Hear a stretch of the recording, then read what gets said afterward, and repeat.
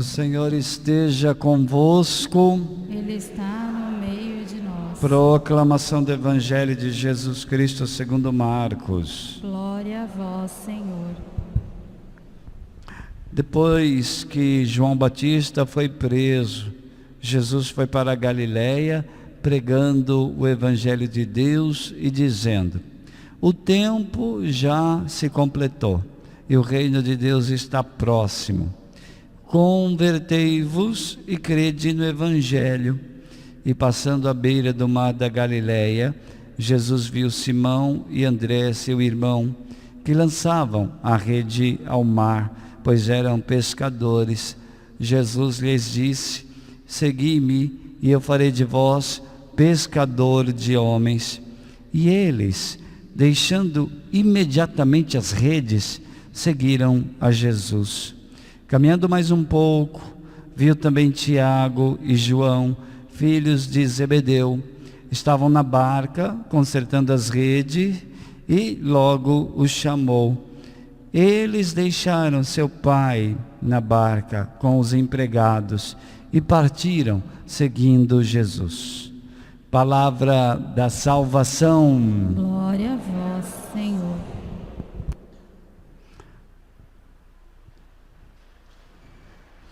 Louvado seja nosso Senhor Jesus Cristo. Para sempre seja louvado.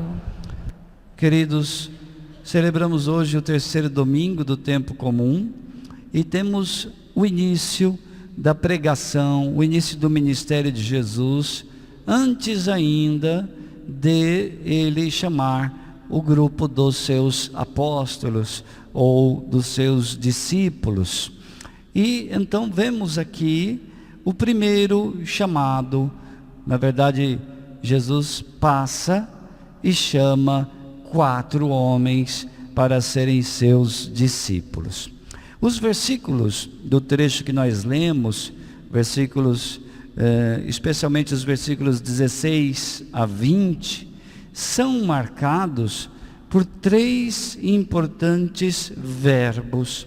Quando a gente está diante de um evangelho, a gente tem que prestar atenção no modo como ele é escrito, não apenas no que está escrito, mas no modo como ele está escrito, porque o evangelista está querendo dizer algo. E aqui os 3 verbos importantes são caminhar, ver e chamar. Vamos repetir? Caminhar. São 3 verbos vocacionais, ou seja, verbos comumente usados na Bíblia para tratar da vocação de alguém que foi chamado e que deu a sua resposta a Deus.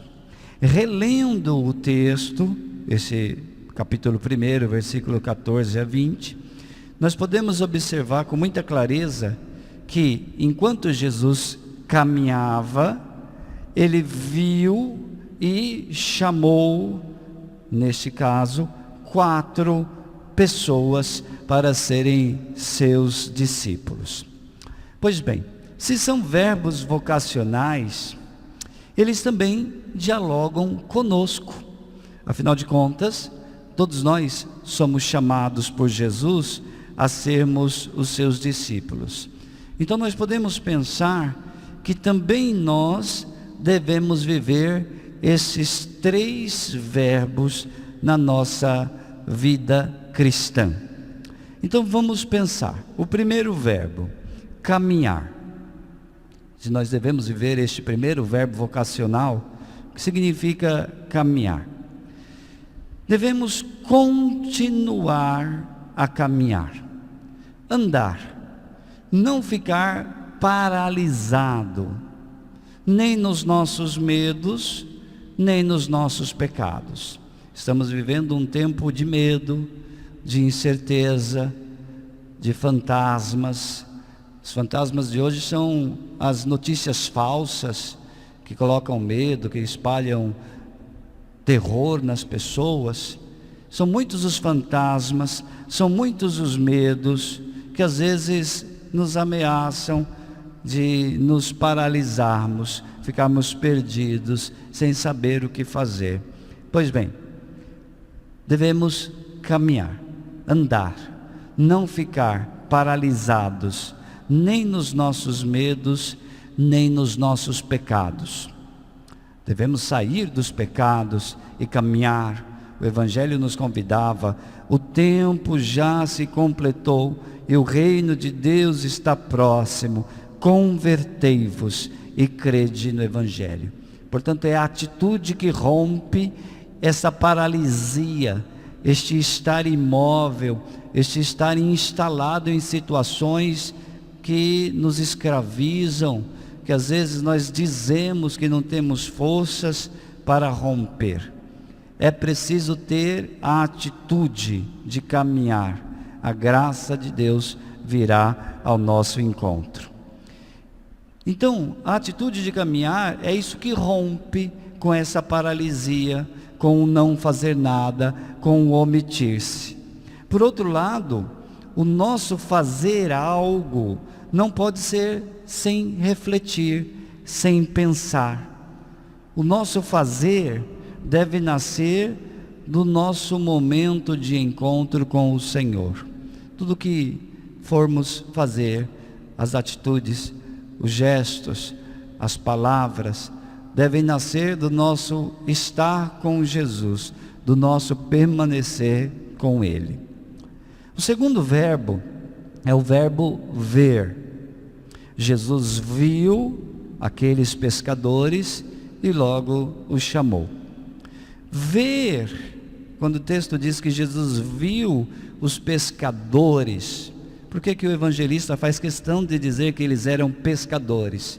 Poderia dizer que Jesus viu 4 homens, Jesus viu Simão, Jesus viu André e Jesus os chamou. Não, mas o evangelista quis dizer que Jesus viu os pescadores.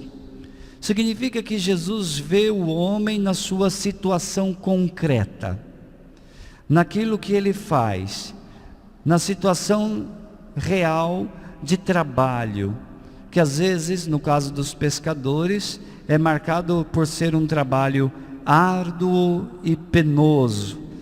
O Evangelho chega a dizer que às vezes os pescadores passavam a noite toda pescando. Pois bem, um trabalho árduo e penoso. Então Jesus via o homem e vê o homem na sua situação concreta, mesmo quando é uma situação de trabalho penoso. A realidade às vezes se apresenta dessa maneira, uma realidade muitas vezes árdua, uma realidade pesada, especialmente neste ano. Neste ano, podemos dizer já quase que um ano pandêmico, desde fevereiro, março do ano passado até agora, nós estamos concluindo um ano de pandemia.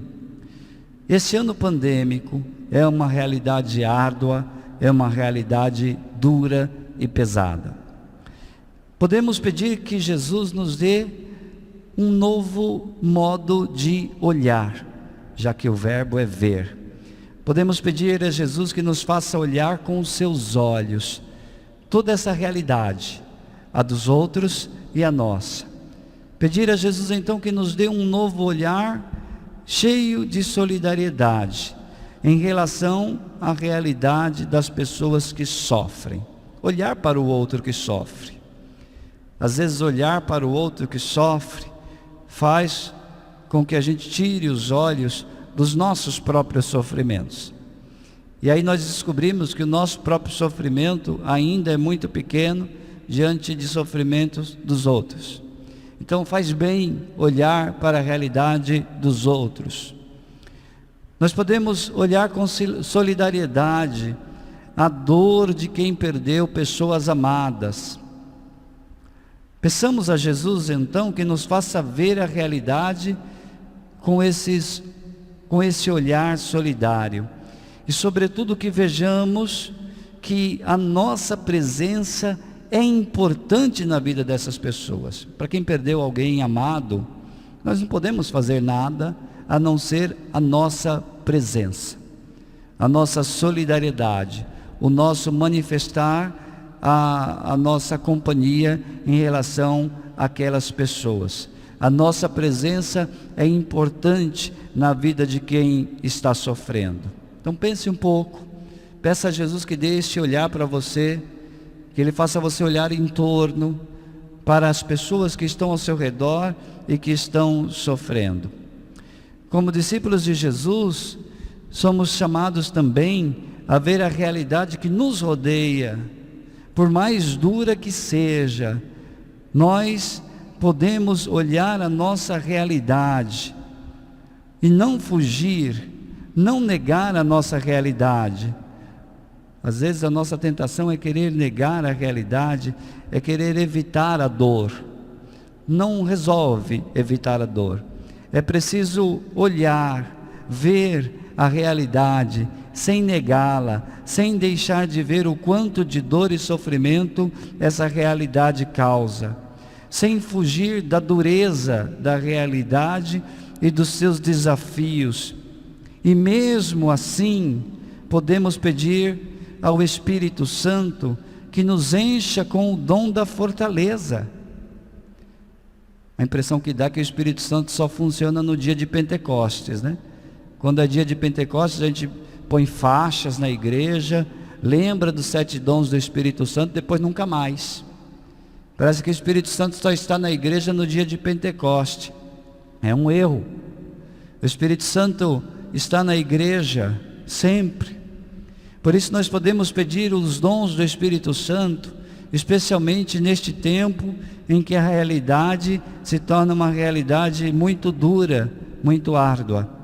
Então peçamos que o Espírito Santo nos encha com o dom da fortaleza, para que mesmo em meio ao vale escuro da sombra da morte, Ele nos faça olhar para a vida de um jeito novo, redescobrir na vida motivos para viver, para continuar a caminhar. E o terceiro verbo é o verbo chamar. Jesus passou e chamou os discípulos. Se o verbo vocacional é chamar, a nós que fomos os que foram chamados, corresponde o verbo responder. Jesus dirigiu sua palavra aos discípulos e os chamou. Diz o versículo 17, que Simão e André, os 2 primeiros dos 4, Simão e André, deixando imediatamente as redes, seguiram a Jesus.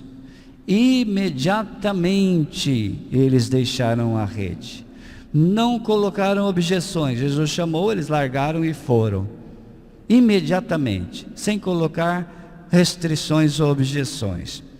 E diz o versículo 20 que Jesus viu Tiago e João, logo os chamou, e eles deixaram seu pai Zebedeu na barca com os empregados e partiram, seguindo Jesus, sem restrição, sem preceitos. Jesus, sem pretextos, Jesus chamou, eles deixaram o trabalho e seguiram Jesus. É esse o modelo de resposta que o Evangelho nos propõe hoje. É um modelo que nós devemos imitar, este modo imediato que os discípulos responderam a Jesus. Esse é um modelo, uma resposta livre, grande e generosa.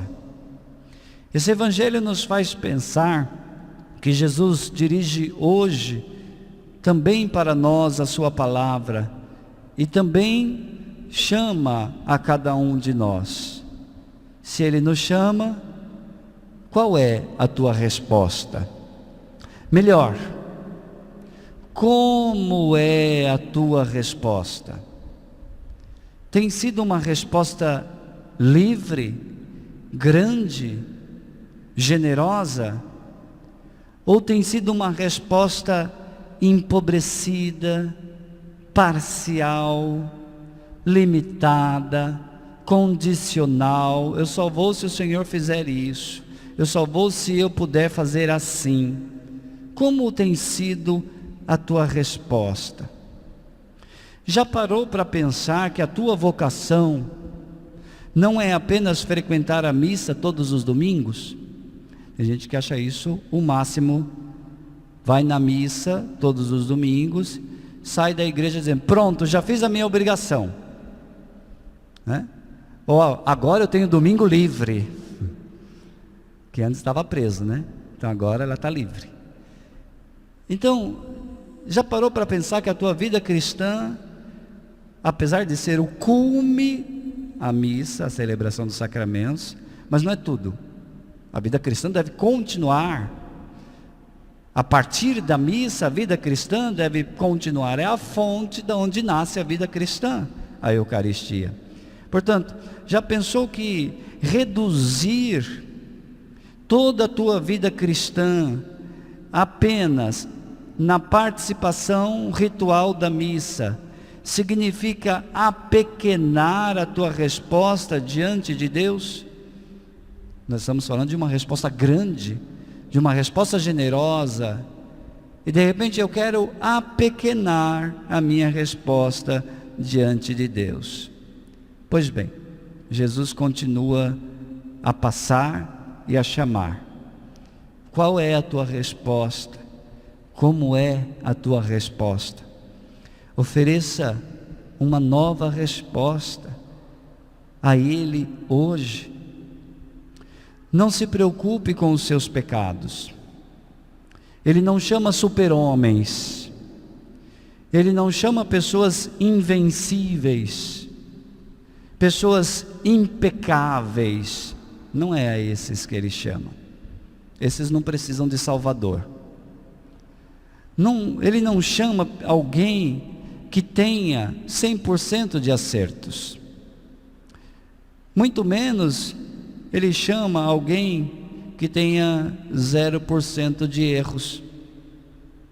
Ao contrário, Ele chama os que são limitados mesmo. Pessoas como os pescadores.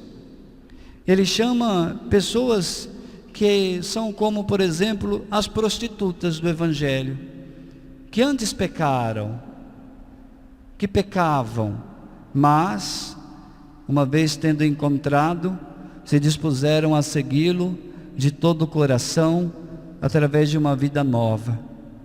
Então Ele chama a esses pescadores, prostitutas, pessoas que apesar de sua fraqueza, têm um coração grande, generoso, forte, disponível a começar de novo a partir de Deus.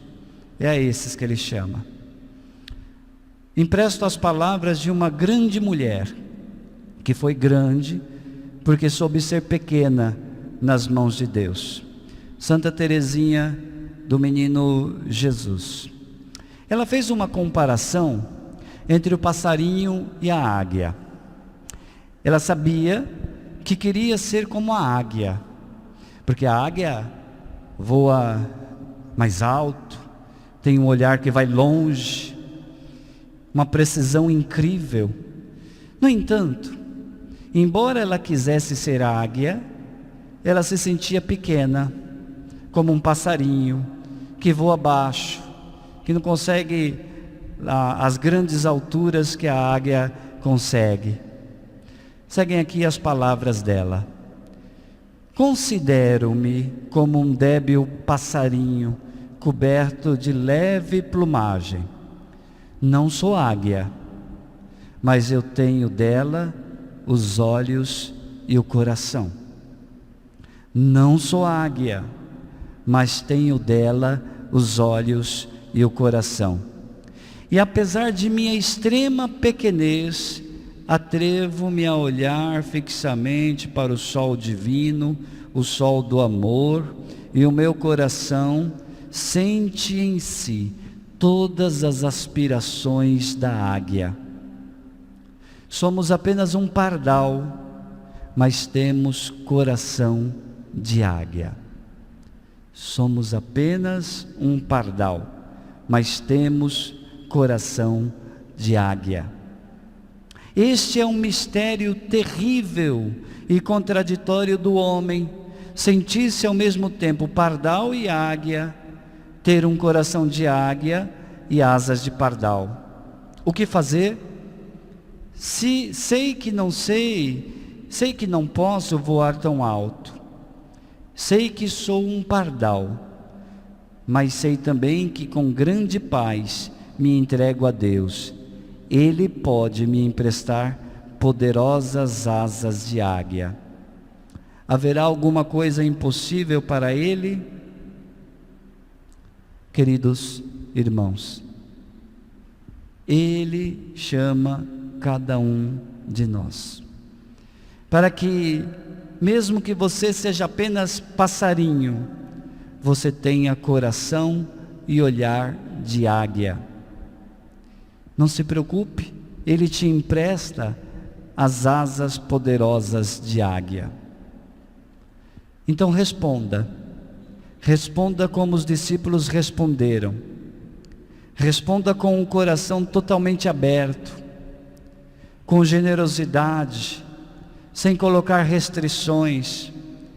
Responda com uma nova disposição de viver a vocação cristã de maneira muito mais generosa, de maneira muito mais livre, muito maior do que você tem vivido até hoje.